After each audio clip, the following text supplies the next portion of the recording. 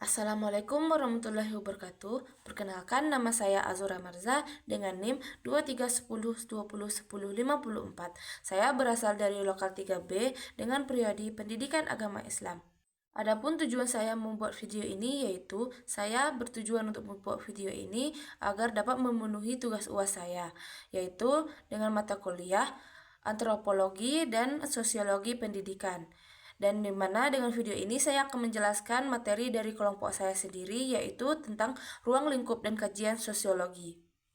Adapun dosen pengampu saya yaitu Bapak Dr. Fatrizal MPD. Baik, sekian perkenalan atau pembukaan singkat dari saya. Langsung saja kita ke videonya. Semoga video yang saya lampirkan dapat bermanfaat bagi kalian semua. Baik, pertama-tama saya akan menjelaskan apa sih itu sosiologi. Sosiologi adalah secara umum yang mempelajari tentang masyarakat atau pola-pola interaksi yang ada di dalamnya. Baik, bagaimana cara kita berinteraksi dengan masyarakat dan bagaimana cara kita berhubungan dengan masyarakat tersebut. Dan sosiologi juga memahami bagaimana individu tersebut, bagaimana kelompok-kelompok tersebut, institusi, dan bagaimana budaya tersebut mempengaruhi lingkungan sekitar. Dan di sosiologi ini, para ilmuwan juga memahami bagaimana fenomena sosial, seperti bagaimana perilaku manusia tersebut, bagaimana dia berinteraksi dengan masyarakat lain, baik dari nilai, moral, dan kekuasaan, ketidaksetaraan, dan perubahan sosial yang terjadi dalam lingkungan sosiologi tersebut. Dan secara luas, sosiologi juga tidak mempelajari atau memahami tentang individu dan kelompok secara terpisah saja. Yang dimana sosiologi ini juga mempelajari tentang masyarakat-masyarakat dalam kelompok yang besar. Contohnya dalam suatu desa yang mempelajari satu masyarakat mereka itu sendiri. Termasuk dalam dampak ekonomi, politik, pendidikan, budaya, dan lain sebagainya. Dan sosiologi juga mencakup semua itu untuk dipelajari secara luas, dan kita sebagai individu juga harus memahami hal tersebut agar dapat mengetahui bagaimana cara mereka dan kita berinteraksi dengan masyarakat-masyarakat dan sosial-sosial yang ada. Baik, itulah gambaran singkat penjelasan tentang sosiologi secara umum. Baik, di sini saya juga akan menjelaskan materi pokok kita, yaitu tentang ruang lingkup dan kajian sosiologi. Dan pertama-tama saya akan menjelaskan tentang apa sih ruang lingkup sosiologi itu, terutama dalam pendidikan. Ruang lingkup sosiologi dalam pendidikan adalah beberapa aspek tentang hubungan antara pendidikan dan masyarakat. Yang terbagi ada beberapa bagian, yaitu yang pertama ada hubungan antara pendidikan dengan aspek lainnya dengan masyarakat, salah satunya seperti fungsi pendidikan dalam kebudayaan. Dan hal ini juga merujuk kepada peran penting dalam pendidikan seperti mentransmisikan, mempertahankan, dan mengubah nilai-nilai dan norma-norma dalam masyarakat itu sendiri. Dan pendidikan juga tidak berfungsi sebagai untuk mentransfer pendidikan akademik itu saja, tetapi pendidikan ini juga berfungsi sebagai mengembangkan kesadaran sosial dalam individu-individu yang ada di dalam masyarakat dan mengembangkan kesadaran sosial dan budaya dalam kalangan individu. Sebenarnya ada beberapa fungsi terkait pendidikan dalam kebudayaan, yang dimana saya akan menjelaskan salah satu atau beberapa dari fungsi-fungsi tersebut. Salah satunya ada transmisi budaya, yaitu yang dimaksud dengan ini adalah mentransmisikan budaya ini dari generasi sebelumnya ke generasi selanjutnya, agar budaya-budaya ini tidak cepat hilang atau mati, agar terus berlanjut ke generasi yang akan datang.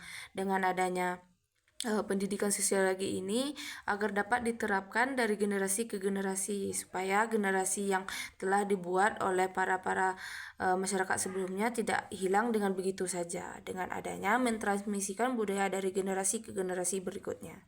Dengan melalui pendidikan, individu diperkenalkan dengan tradisi, nilai-nilai, bahasa dari masyarakat itu sendiri, supaya generasi yang akan datang tahu akan tradisi ini dan bahasa-bahasa dan nilai-nilai dari budaya yang telah dilestarikan ini, dan identitas dari hal ini tidak akan pernah hilang. dan akan tetap terjaga sehingga zaman-zaman atau generasi berikutnya dan terus berkembang sehingga membentuk identitas sosial dan budaya dalam suatu kelompok itu sendiri. Dan yang berikutnya ada bagaimana pembentukan identitas sosial dalam hal ini. Di dalam sekolah atau di persekolahan mereka diajarkan tentang sejarah-sejarah, tentang budaya mereka, tradisi, dan nilai-nilai masyarakat yang ada. Dengan mempelajari sejarah ini, mereka akan tahu apa tradisi yang telah menyimpan dalam suatu kelompok tersebut atau dalam masyarakat tersebut, sehingga mereka tidak melupakan identitas dari sosial dan budaya mereka sendiri. Maka dari itu, pentingnya untuk mengajar di persekolahan atau pendidikan untuk mengajarkan tentang sejarah-sejarah yang ada, agar identitas sosial kita tidak akan pernah hilang ataupun pudar pada seiring berkembangnya zaman dan generasi-generasi berikutnya. Secara keseluruhan, tentang yang saya jelaskan tadi, hal itu sangat bermanfaat bagi generasi ataupun masyarakat tersetempat agar dapat menjaga identitas dan dapat melestarikan tentang budaya-budaya, tradisi, dan norma-norma sosial yang mereka jalankan. Itu agar dapat terjaga dan dapat berkembang seiring berjalannya generasi-generasi yang akan mendatang agar tidak hilang dan dapat dilestarikan secara berkelanjutan. Dan yang kedua ada hubungan antar manusia dalam lembaga pendidikan. Hubungan antar manusia dengan lembaga pendidikan ini sangatlah penting karena hal ini condong untuk menganalisis tentang struktur sosial dalam lembaga persekolahan yang memiliki karakter tentunya yang berbeda-beda. Dengan relasi sosial yang ada di dalam masyarakat atau masyarakat di luar sekolah, yaitu seperti hakikat kebudayaan sekolah sejauh ada perbedaannya dengan kebudayaan di luar sekolah, dan pola interaksi sosial dan struktur masyarakat sekolah, yang antara lain meliputi tentang berbagai hubungan antara kekuasaan, sertifikasi sosial, dan kepemimpinan informal. Dan yang ketiga, ada pengaruh sekolah terkait perilaku dan kepribadian semua pihak di lembaga pendidikan itu sendiri, baik seperti peran sosial dan guru-guru tenaga kependidikan, hakikat kepribadian guru, pengaruh kepribadian guru, atau tenaga kependidikan terhadap perilaku-perilaku anak-anak muridnya ataupun anak didiknya itu sendiri. Dan yang terakhir atau yang keempat ada lembaga pendidikan dalam masyarakat.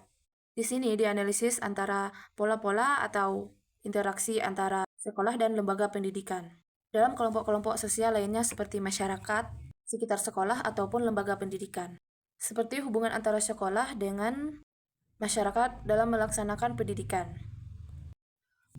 Dan berikutnya saya akan menjelaskan tentang kajian dari sosiologi. Kajian-kajian sosiologi ini yaitu mereka secara umum berkaitan dengan hubungan-hubungan masyarakat dan proses-proses sosial. Struktur sosial, lembaga sosial, perubahan sosial, konflik sosial dalam suatu masyarakat itu sendiri. Hal ini mencakup kajian dari sosiologi. Hal ini menekankan dalam implementasi dalam akibat sosial itu sendiri.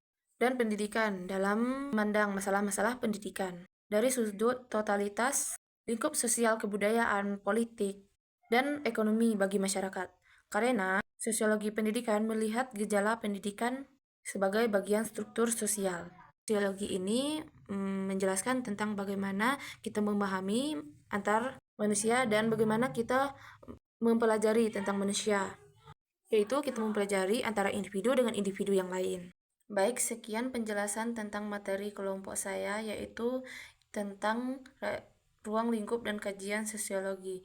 Jika terdapat kesalahan, saya mohon maaf. Sekian dari saya, wabillahi taufik wal hidayah. Wassalamualaikum warahmatullahi wabarakatuh.